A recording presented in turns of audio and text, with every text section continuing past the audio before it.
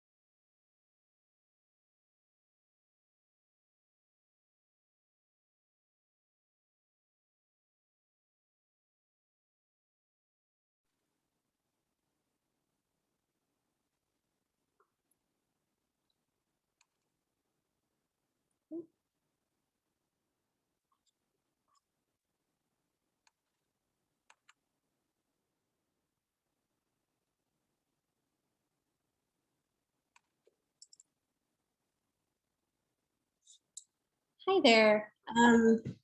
This is a Sundance Film Festival Beyond Film panel brought to you by the Roxie Theater in San Francisco. My name is Kelly Wiggin, and I'm the operations manager here at the Roxie. We've been closed for about 10 months now, but we're still committed to presenting great movies and conversations in the virtual space. When Sundance approached us about becoming a satellite screen for their festival this year, we were really excited to do that for lots of reasons, but mainly because it just meant we could present more awesome movies and Q&As to you guys.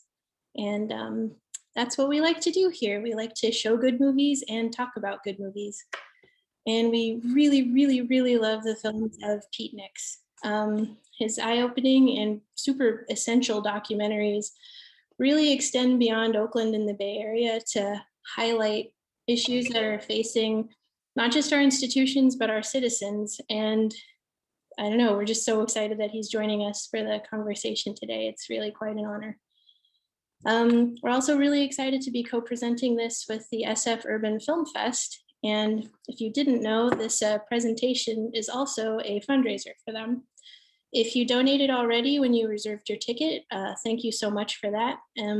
If you haven't donated yet but would like to, there will be a link to do so in the chat. Looks like it just came up.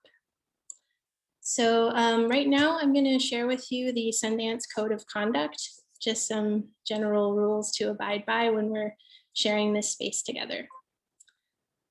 The Sundance Institute supports bold, creative, independent art and artists. Our spaces and events encourage the open exchange of ideas and perspectives with a freely flowing discourse anchored in mutual respect. Robust and inclusive debate is intrinsic to our community values, and we encourage all festival goers to follow the golden rule: treat others the way you want to be treated. We hold steadfast in our commitment to freedom of creative expression while simultaneously lifting up anti-racist, anti-sexist, and anti-discriminatory practices in all areas of the Sundance Institute community. We strive to protect community members, which is all of us, from conduct that is inappropriate, disruptive, abusive, or threatening. So just be excellent to each other. It's as simple as that. One more thing before I hand things off to Susie Smith of the SF Urban Film Festival. The way the Q&A is going to work is you type your question into the chat. You can send it to the Roxie Theater Tech. That's our friend Jared Grimes, who's being our tech person today. Thank you so much, Jared. So you can submit them via the chat and they'll be sent along to our panelists. So that's about all I have to say. I hope I didn't leave anything out. And I'm going to hand it off to Susie Smith of the SF Urban Film Festival. Take it away, Susie. Okay. Hi, I'm Susie. First, I'd like to acknowledge that this event, well, where I personally am is in San Francisco, and that is the ancestral and unceded territory of the Ramaytush people. So I am so thankful for the Roxie and Sundance for reaching out to the SF Urban Film Fest to organize this panel today, make it donation-based. The SF Urban Film Fest is, what we do is we gather an engaged audience and we use the power of storytelling to spark discussion and civic engagement around urban issues. We ask what it means to live together and create just and equitable cities. So that is one of the things I do, and we have I've put our little logo. Our film fest is coming up. It starts on the 14th and I am a programmer there. Today is very special for me because I also worked as the assistant editor on Homeroom with a film we were talking about with Pete. And as you can tell, I love urban policy is my documentary world happy place. I especially was so happy to work on Homeroom and get to spend this weird year watching these wonderful youth who are now not even that young anymore go through their lives. And I just met them for the first time the other day, but you know, I feel like I know them, and if you guys ever want anything, I am here. I also went to a urban public high school in DC, and so I felt very happy to be working on this project and have a strong bond with all y'all. So without further ado, I will hand it over to the panelists and moderators to really get into what it means to be a youth in cities today. And today our moderator is Rayana, sorry, I said that wrong. And she is a planner here in San Francisco. So thank you for joining us. Thanks, Susie. Hi, everyone. Thank you so much for spending your time with us today. As Susie said, I am Rayana, and I am the moderator for tonight's event. And we are joined by an amazing group of panelists to talk about elevating youth voices today. So I'll get us started with the panel introductions. So for my panelists, by way of introducing yourselves, can you tell us who you are and why you think it's important to work with youth? So I can start us off. I'm Rayana. I work as a city planner at the San Francisco Planning Department, and I work primarily on land use, zoning, and community planning, and recently managed the development of a child and youth engagement strategy for our department with the help of a panelist here tonight, David. And it's important for me to work with youth because I believe we should plan a city where children and youth feel welcome and safe to live, learn, and play. And our long-term plans for the city will ultimately be the city that they live in as adults. So I will now pass it off to Pete and the rest of our panelists. Hi, Rihanna. Yeah, I'm Pete Nix, and I'm the director of Homeroom, and part of a trilogy of films that began with the film called The Waiting Room, which we shot and we began actually working on it in 2007 before Obama was even elected, around the question of, what does access to healthcare look like in our communities, and that project then spanned the next 5 years. It was about 5 years in the making, and it also gave birth to what became at least what will be a trilogy of films telling the grand narrative of Oakland, California through the lens of its different public institutions, trying to understand how are our institutions serving our communities, and what is the story of our communities from different perspectives and different points of view.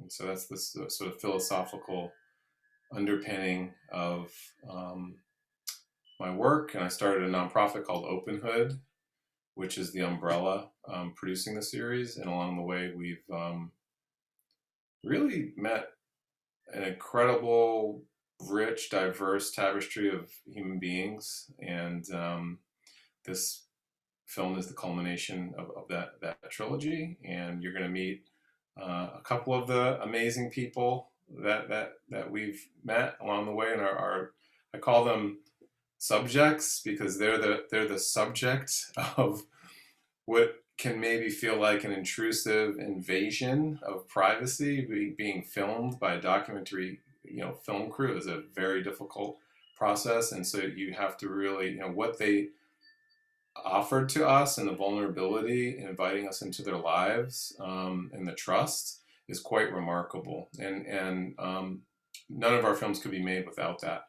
without them offering that and giving that. And so we in turn have a huge responsibility to try to give back to the community their story as truthfully as we can tell it. And so that's we hope we did that with Homeroom, and I look forward to you hearing from Denelson and Dwayne. There were many more young people that we filmed, but there were a couple of featured young people in the film.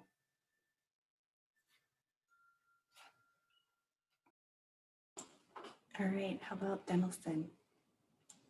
Oh, hey everyone. My name is Denelson Garibo. I am an Oakland youth. So the question, what was the question again? Just sharing who you are and why you think it's important to work with youth. Oh, okay. Yeah. So I'm an Oakland youth. Super blessed to be here, by the way. So it is very important to work along youth because oftentimes, adults make decisions that can severely impact the future of youth. So, there's this saying that Oakland students say, which is, have us at the table and not at the menu. So, have us have a seat at the table so we can come up with solutions to the problems that we as students face in our everyday lives. Thank you. Go ahead, Dwayne. Yes, echoing what Diddleson said, it's super important for adults to work with youth because everything that is in play as far as laws go and decisions that are being made in the city, especially the school district, all impact us youth. And it's super important for us to, again, yes, be at the table and not on the menu.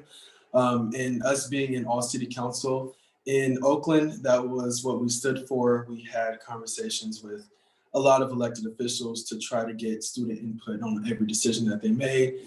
And yes, my name is Dwayne Davis. I'm one of the youth advocates that appeared in Homeroom. Thank you. Hello, everyone. My name is David. I'm a youth advocate. I used to be a youth activist who grew up.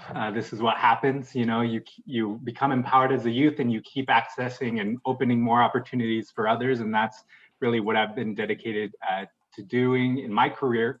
I'm working now with Y-Plan, Youth Plan, Learn, Act Now, which is a program that develops young planners in classrooms across California and the world.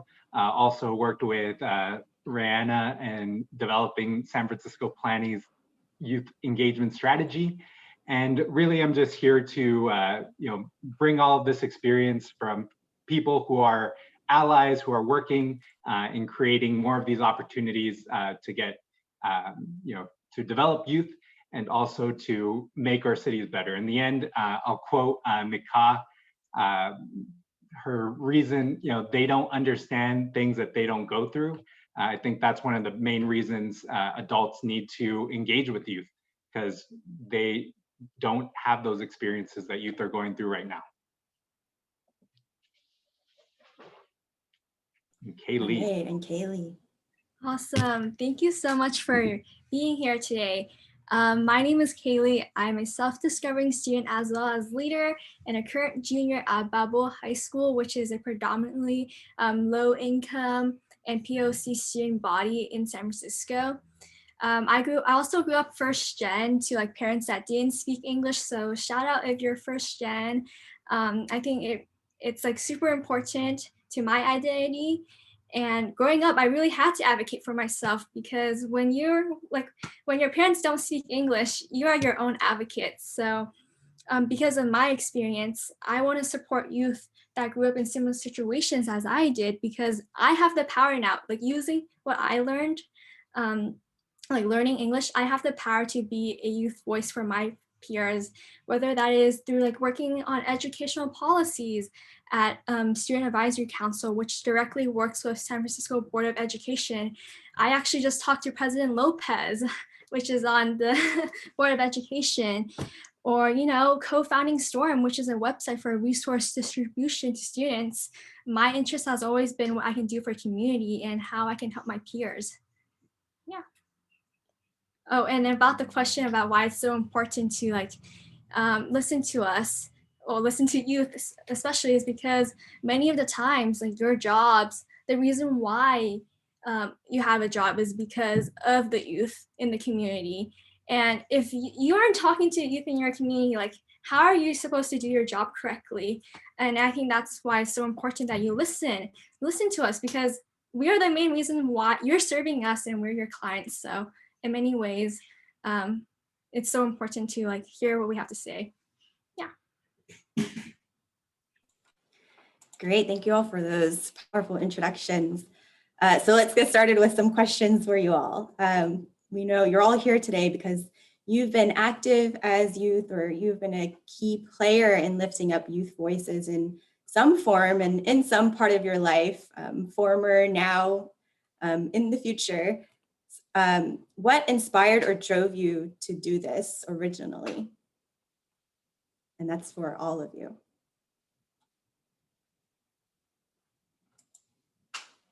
I invite anyone to go first. I can go first. So what inspired me to do this was, you know, I came here to the United States when I was around 6 years old, you know. I grew up in Oakland for basically my whole life. And as growing up, you know, there were some challenges that I encountered, whether that be violence or the lack of resources in the district that I was attending. That sort of made me realize that most of the challenges that I was facing were systematic. So I was trying to find a way to sort of generate solutions to those problems, but I exactly did not know how. So that is when I got connected with All City Council Student Union, you know, with Yota. So she was the former student director before me, and she was going to my high school, and she told me all about what is being student director like, and she was representing 36,000 students. And I was like, wow, like I want to do that. I want to help youth, give the youth of my community, to give them a fighting chance, you know, in their education.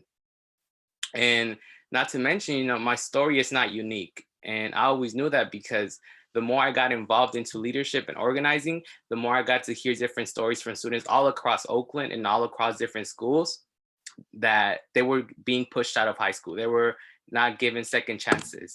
And, you know, that made me love what I do and realize that the power that youth have and the solutions that we can create together to change those realities, you know? So yeah, that's how I got involved.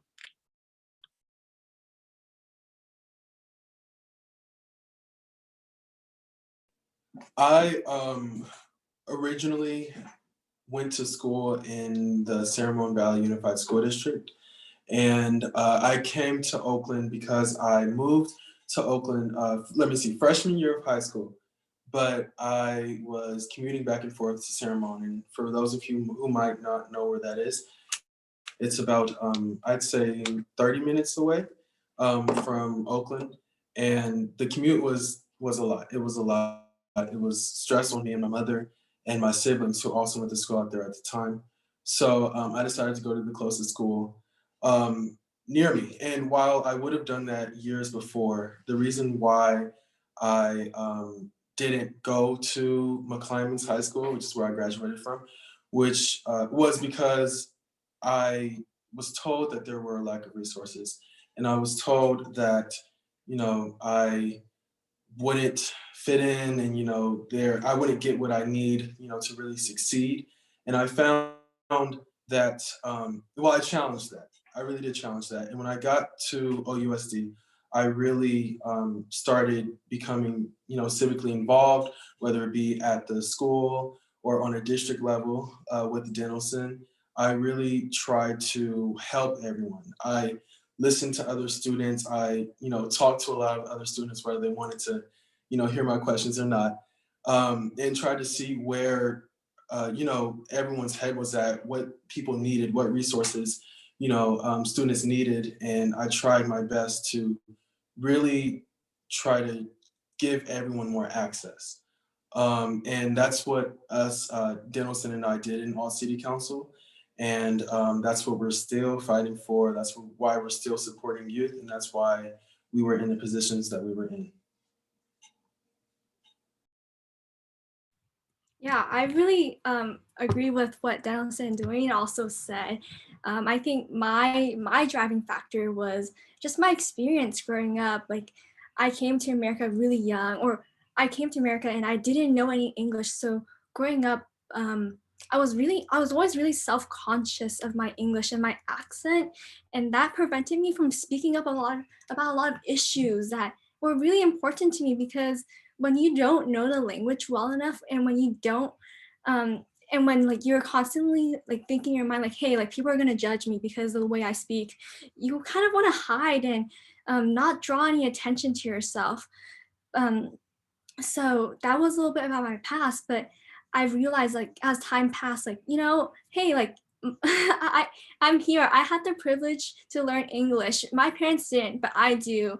And because I know English, it's so important that I voice what I have, my experiences, because I represent so many also first-gen immigrants that, you know, they might be struggling, like they might be in the same situation as I was. And it's so important that I speak up for them. And that's how I kind of started like being involved in different youth organizations. Like, for example, when I became freshman class president at Balboa, I was like, hey, I can do so much more at Student Advisory Council, which is a student committee board for all the SFUSD students within San Francisco. So that's like around 50,000 students. And I was like, hey, I need to work on educational policy because that's what directly affects me, you know? And I think having the privilege to speak English, you know, I need to take that privilege and use it to a way I can benefit students that are also first gen. Yeah.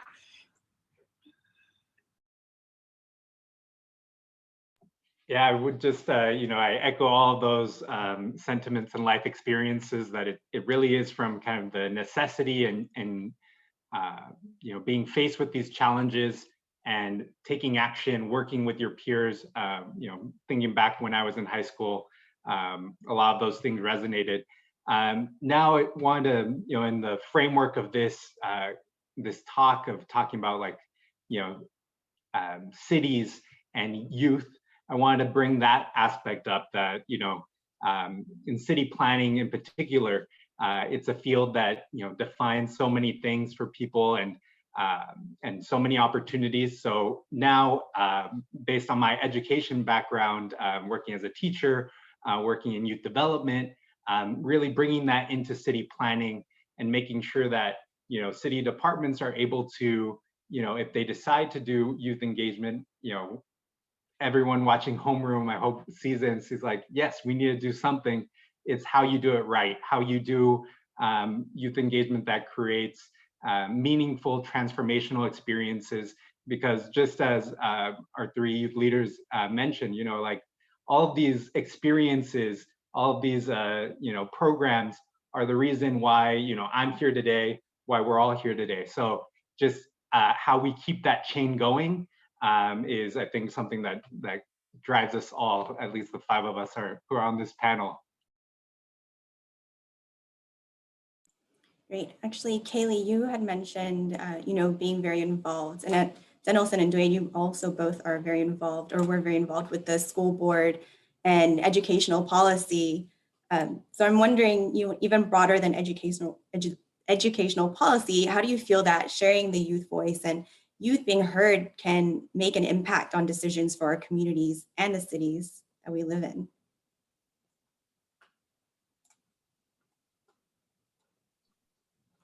Well, serving as one of the two student directors on OUSD's Board of Education, I sort of got to experience something different from what other Oakland youth don't get to experience. So I sort of knew what was happening at the table and what was being prioritized over other stuff.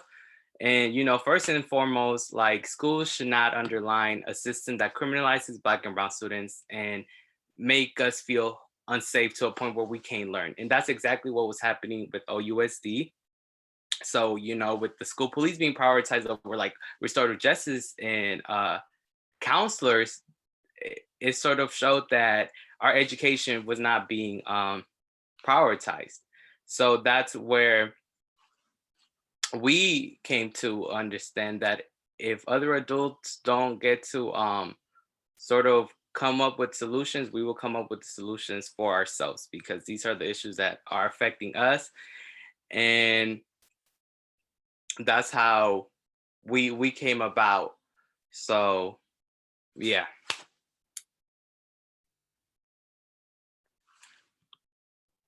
Yeah, again, echoing what Dennelson said, being in that, so Dennelson and our friend Micah, they were the two student directors for OUSD class or year 2019-2020.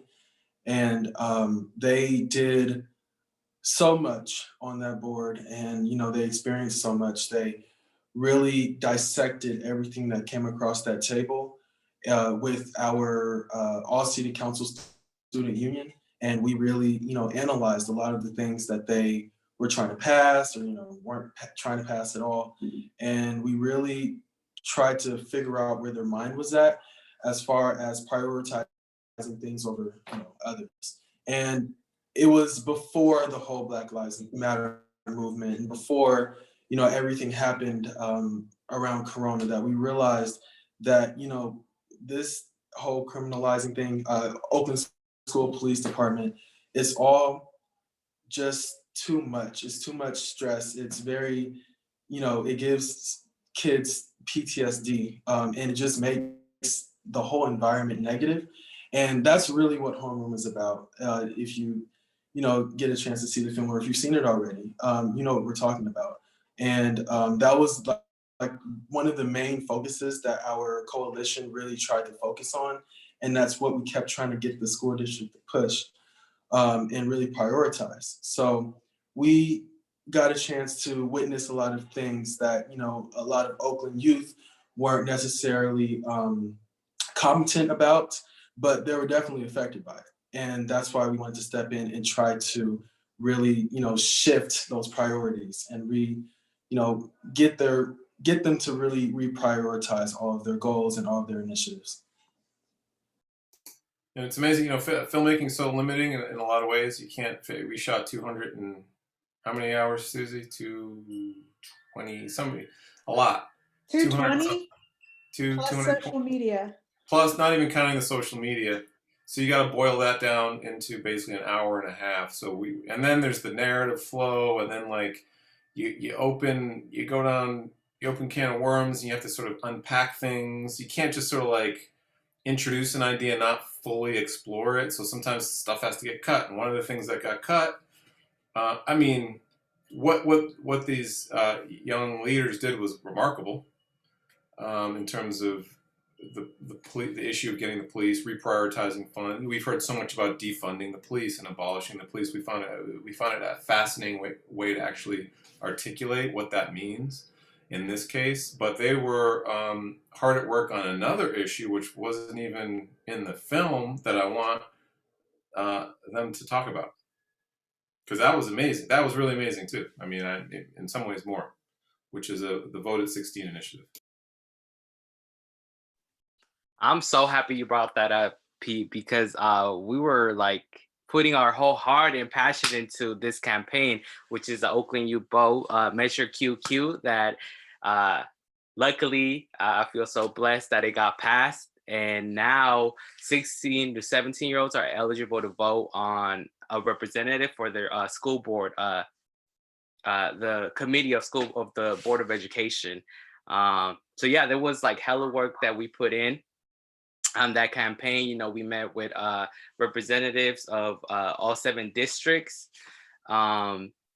And yeah, you could kind of see in the film too, we were doing canvassing. I noticed that the film tried to include that too. So the canvassing was mostly for the Measure QQ that all City Council, Student Union, and all these great organizations in Oakland were a part of. I believe Oakland Kids First, Dwayne, who else? Oakland Kids First.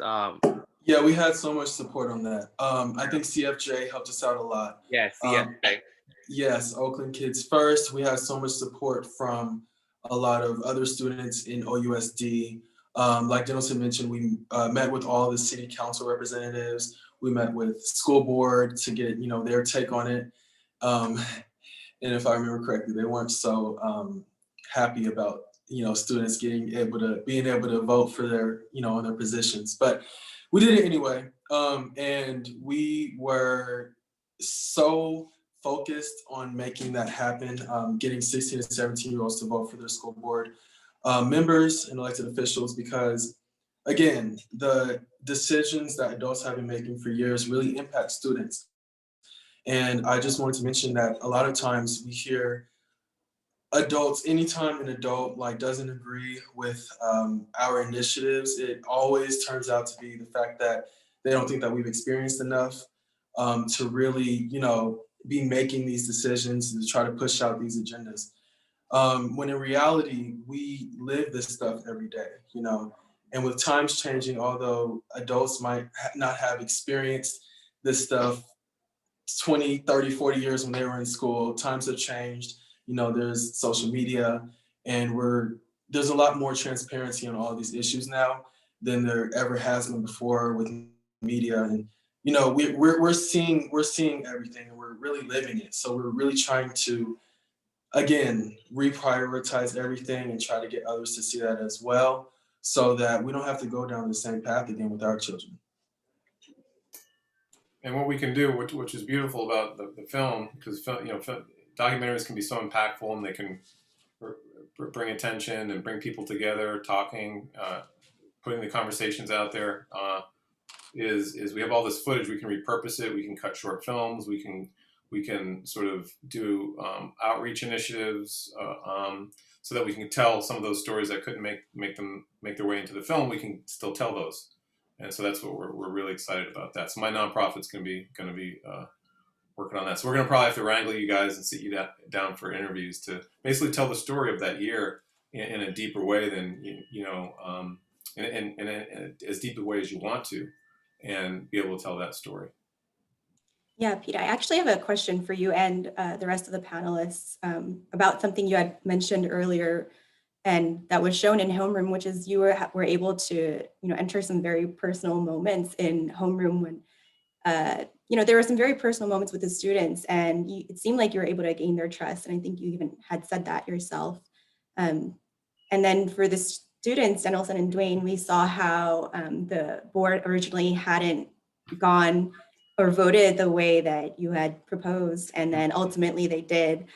So just wanting to hear from you all, what does it mean, you know, if we want to know how to work with youth the right way, like what does that mean to you? I want to hear them, what they have to say, but before, real quick, we have to give a shout out to, because I saw you on here, Gabby. Are you still here? Gabby Arvisu, who's our associate producer and also our sound person, is a graduate of Oakland High. And so we try to do, this is intentional, the work I do in the community is try to help tell stories from the inside out, not just be outside coming in. And that went a long way. Her work, the work that Maya Overstreet, our production assistant, she was a recent grad of the Oakland schools. You know, they did a lot of work off camera before we even started filming, talking to kids, developing relationships, gaining that trust. Gabby, where are you? Where's Gabby? Is she not there? Gabby. Yeah, I saw you, Gabby, but now she's gone. Well, she played a huge role in our ability to at least take that first step in introducing ourselves to the student body, to the faculty, and the community of Oakland High, to say, here's who we are, but we know you on some level, but we want to know you better. And I'm sure it was different for all the students. Like, I think it was different for everybody, but I'll let them speak to like how was it like when you saw these cameras rolling in and Gabby with her big boom mic. No, for sure. I do want to echo on what Pete said about, being an Oakland High alumni part of the team.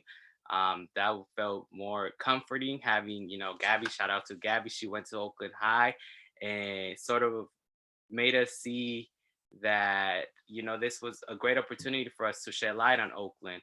And, oftentimes we have films that or documentaries being seen from like where other people from outside of, like, for example, let's say right now Oakland, they come from outside of Oakland, they record like how Oakland is, but no, this is actually being recorded by people who are from Oakland, so it sort of gives a much better perspective watching the film.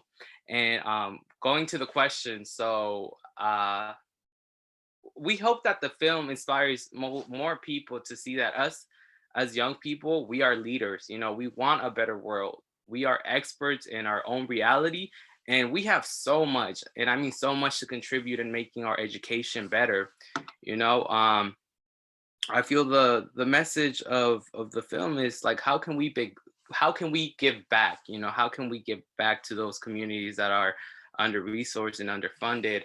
So whether, like I said, like whether that be donating to like local student unions, changing the structures in like our work to invite students as partners, something that I want to keep on emphasizing is please have us at the table and not at the menu, because just how, we said, these are decisions that are being made by adults in position of power that like really affect our future, and we just want adults to stand in solidarity with us, because at the end, every action matters, because making the effort, I believe, is way better than staying silent and doing nothing. The remarkable thing for me, like a lot of this, making this movie took me back to when I was 16, 17. And it wasn't just, Dwayne and Delson. There's a lot of young people that we met, some of whom were freshmen in high school. And I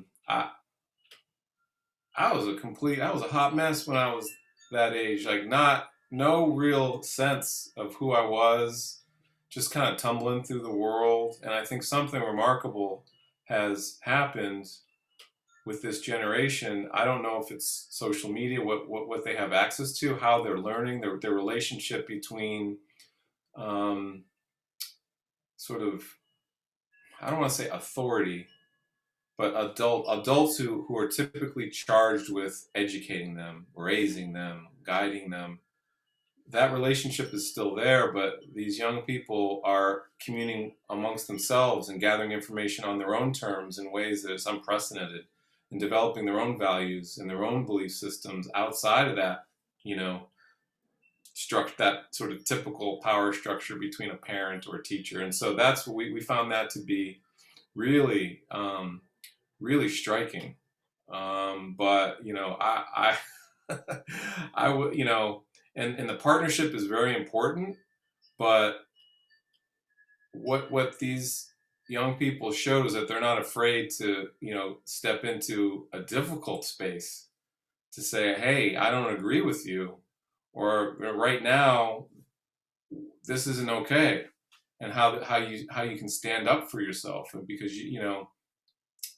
a partnership doesn't mean that everything's kumbaya all the time, that you're all in an agreement all the time, and that's really important. And we can't, we're never going to create change if we're all just in agreement all the time. And so that's one of the things I hope that we take away. And I kind of wrote down too, like, in terms of the relationship to the city, you can't plan without perspective.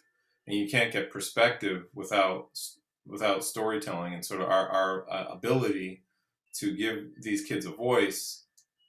That story, it gives a perspective that's incredibly valuable for adults who are trying to plan a city, trying to plan a school district, trying to plan a police department. So That's really powerful. Kaylee, I also wanted to, ask you, you've been in spaces with adults and other youth. Just curious, what are your thoughts on how things have been approached and how you would like to see it go?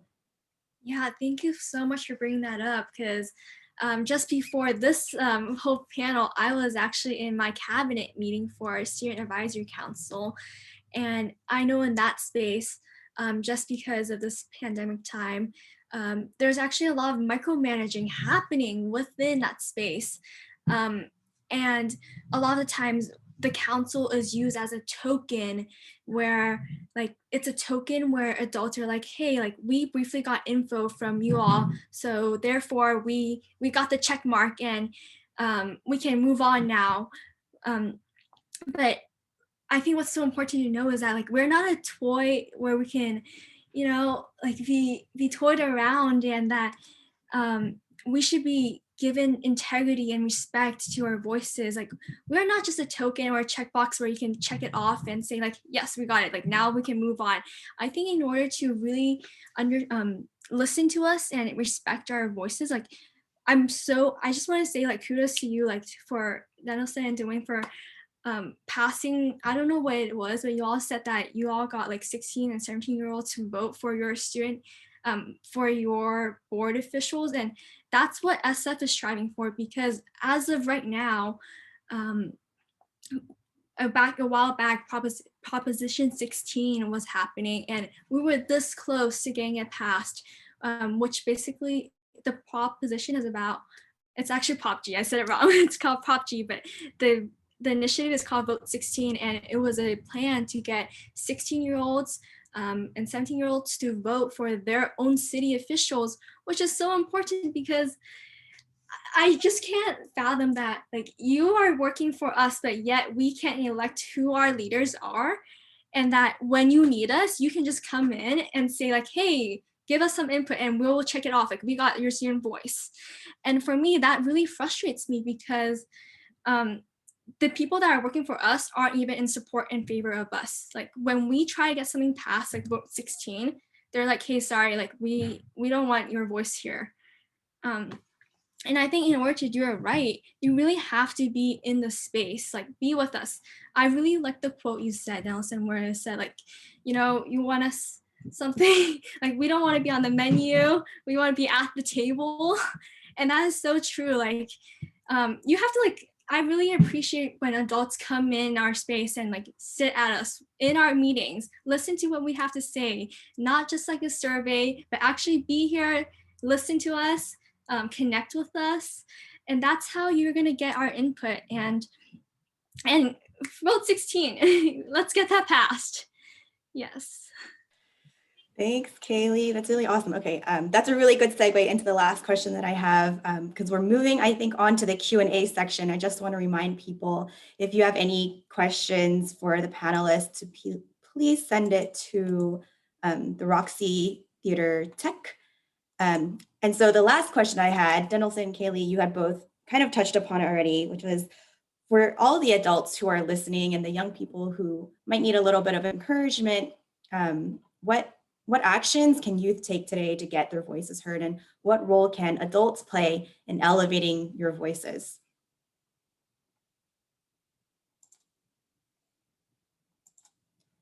That'll be for all of you. Yeah, from an adult perspective, I think the first thing is to check yourself, check your own biases.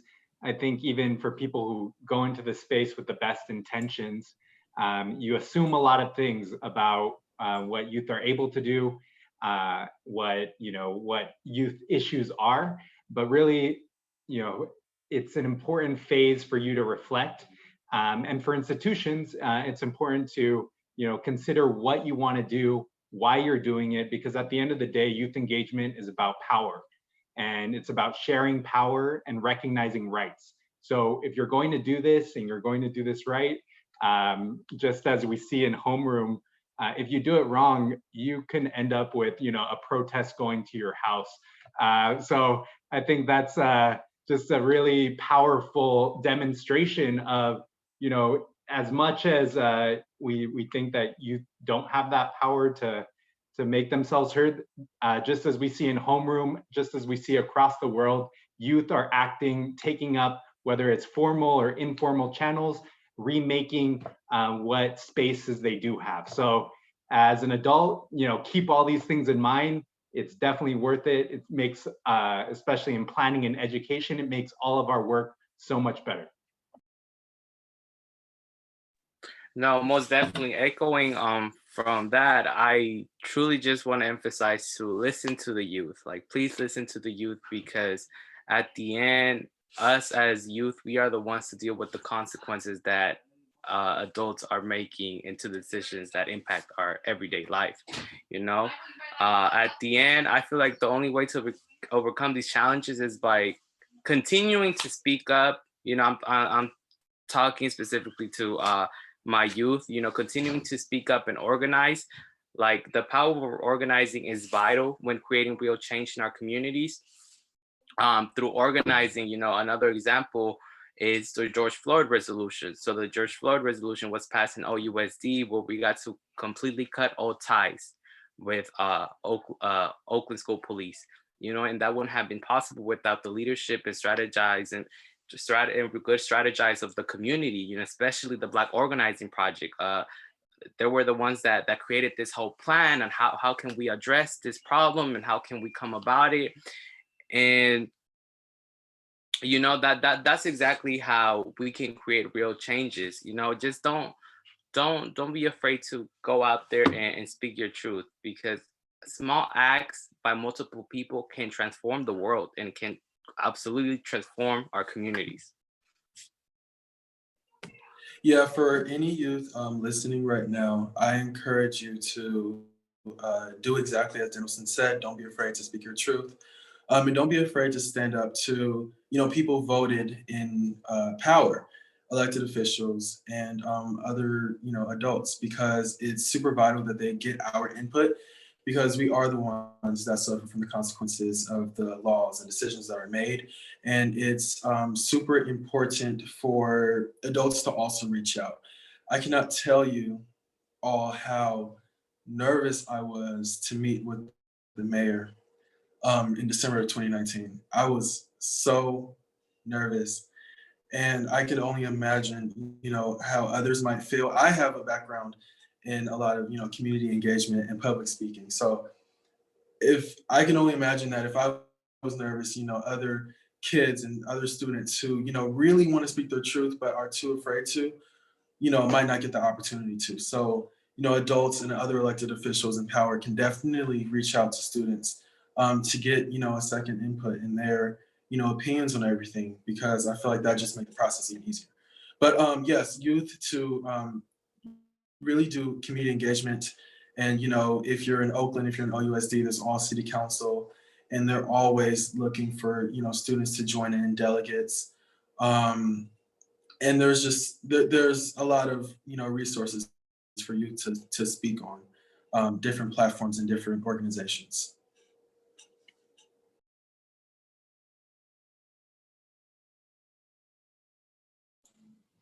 Thank you. So I'm looking to see if we have any questions from people in the audience. Oh, here we go. Oh, go ahead, Kaylee. Oh yeah, before we move on to questions, I just want to say, like, activism and using your youth voice can come in so many different forms. Like, I think it's important, like, not everyone can go up and speak in front of like an audience of like 1,000 people.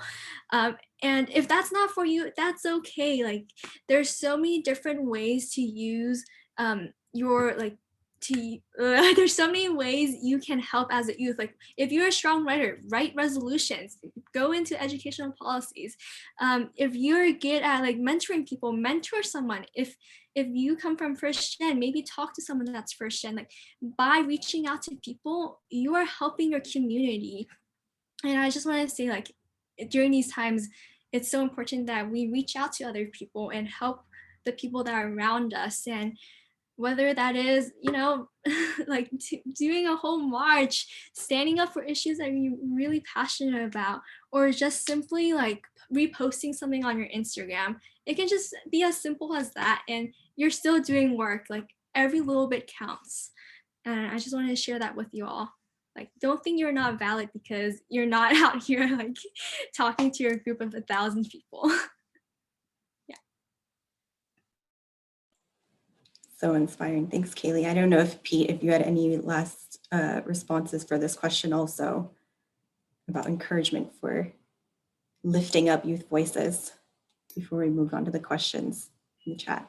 Well, I mean, from my perspective, I want to encourage young people to tell their own stories. We now have the ability, the technology, just this little thing right here. We see what it can do.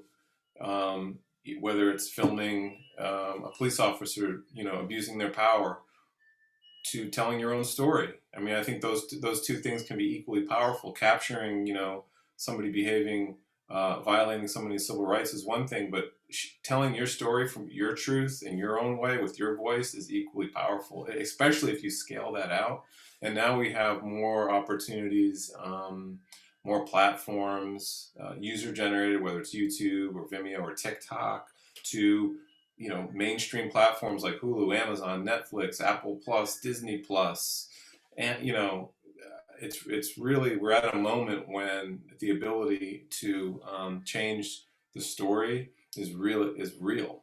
So I would encourage all young people out there to all these kids you go to these poetry slams or on the stage doing the poetry slam, make a film. Don't leave it on that stage. Take it out. Where it doesn't just stay on that stage, but it can connect to other people. Media can connect. Use your skills of organizing to share stories and tell your stories. That would be my call to action. Right, storytelling. Okay, so we did get a question from the chat, and it says, Dwayne mentioned his commute, and I wonder if he can talk a little bit about the role of transportation in their lives. What kind of issues do youth face that transportation planners might think about? Sorry, I missed the main part of that question. Can you repeat that one more time? I was looking for it in the chat. I believe it was messaged directly to me. Directly So I can read it aloud again, no problem. Okay, thank you. So you had mentioned your commute, and they were wondering if you can talk a little bit about the role of transportation in your lives. Oh, absolutely. Public transportation played a huge role in me doing what I wanted to do civically and, to and from school, all of that. Even going to like a friend's house or whatever. It played such a huge role prior to me getting my license, which is why I got my license the first chance that I could. But it was just very difficult, I'd say. Just trying to get to and from school, especially being so far away, having to take 2 buses. If I missed that bus, then I'd have to take like an Uber, and taking BART. It was just a lot. I had to leave a few hours before school started, and I couldn't join any sports because I had to make the last bus leaving out of San Ramon to the BART station. So after school sports was something I never got a chance to do going to school in San Ramon. But it was definitely something that a lot of kids struggle with. And it's something that a lot of people don't realize. I think a lot of adults tend to overlook the fact that people have problems outside of school, and like people have lives outside of school, and it makes a lot of things difficult. People don't really get to do what they want to do because there are so many barriers, and transportation is just one of them for sure. Yeah. Great. Okay, so we had another question come in from Professor Deb McCoy, and the question is, what was the hardest part of the work that you've done so far, and what can adults do to better support future action and moving past structural changes like the voting process? Some challenges that I encountered during this journey was probably just being pushed to the side when being in spaces with adults who refuse to listen to what youth need. You know, oftentimes adults think that students are not aware of the institutional decisions that are being made by them.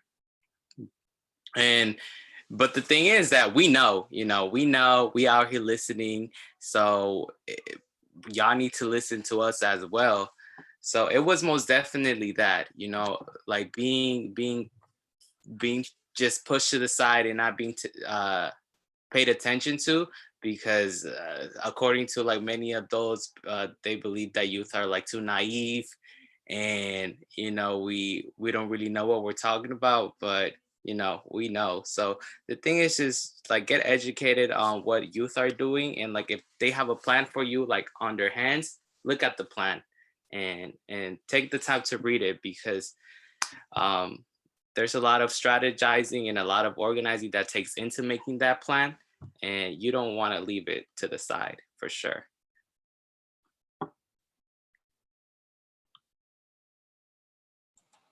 Great. I think we have time for one or two more questions. Let's do one. This one is, all of these amazing youth voices know so much about issues in the community connecting with historical systems and policies. Was this self-education, life experience, or youth curriculum? What was it? And it doesn't just have to be, our current youth. It can be David and Pete also. We were all youth at one point.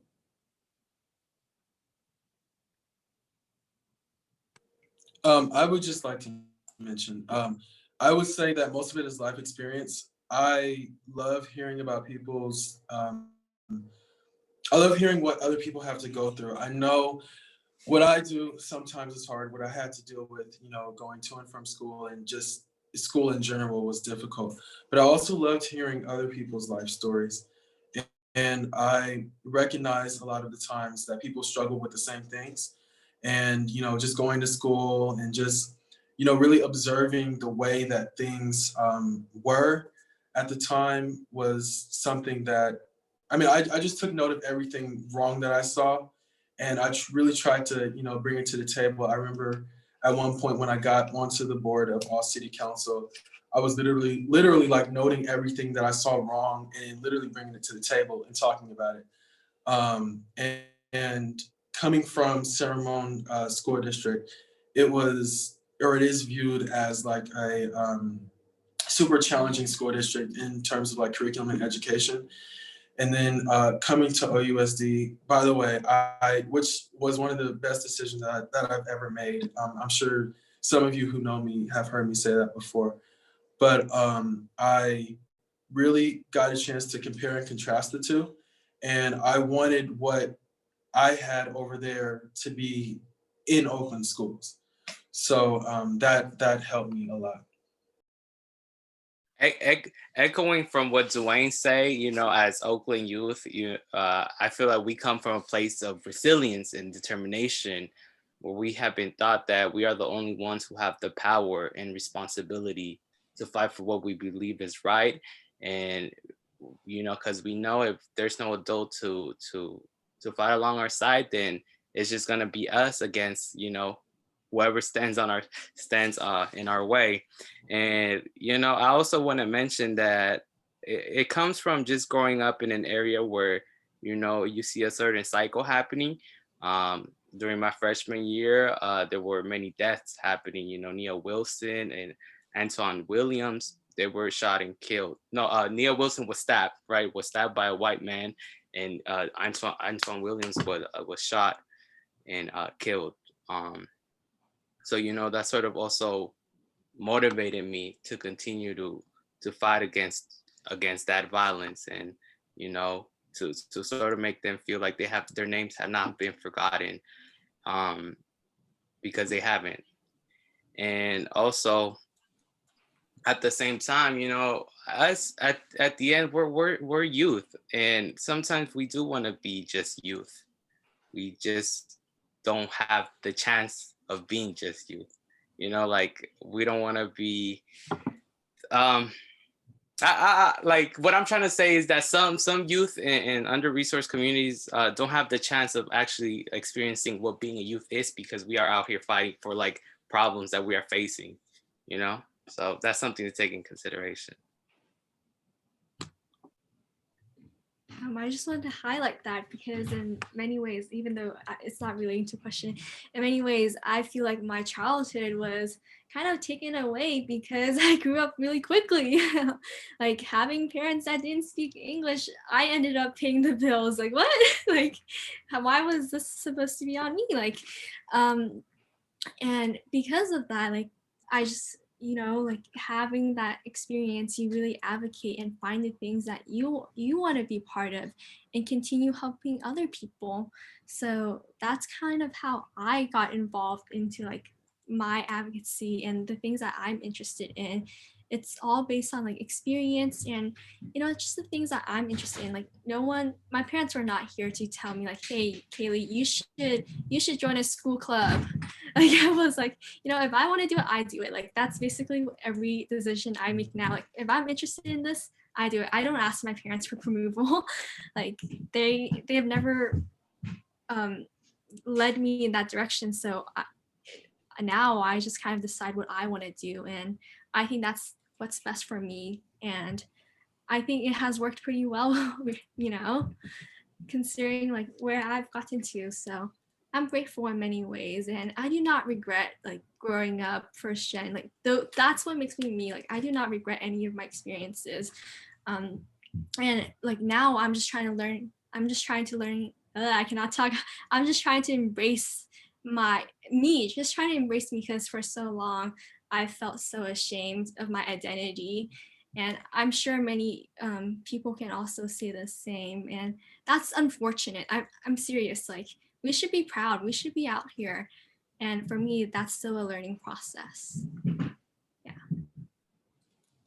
Great. Thanks, Kaylee and Donaldson and Dwayne for sharing your truths tonight. And same for Pete and David. So good to hear, you know, your perspectives as people telling stories and uplifting youth voice.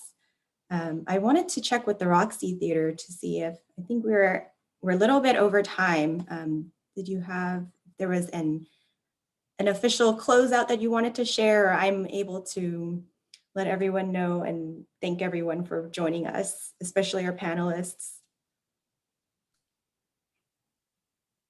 Susie? I think you can end, but also just so much love to all of you. What a wonderful conversation, and I can't wait to hear more and more. And come to our festival. Yeah, it was wonderful. I'll just say thank you. Funny, so I'm getting a text from my 15-year-old who's like, "Can you pick me up from the skate park?" So this is just perfect timing.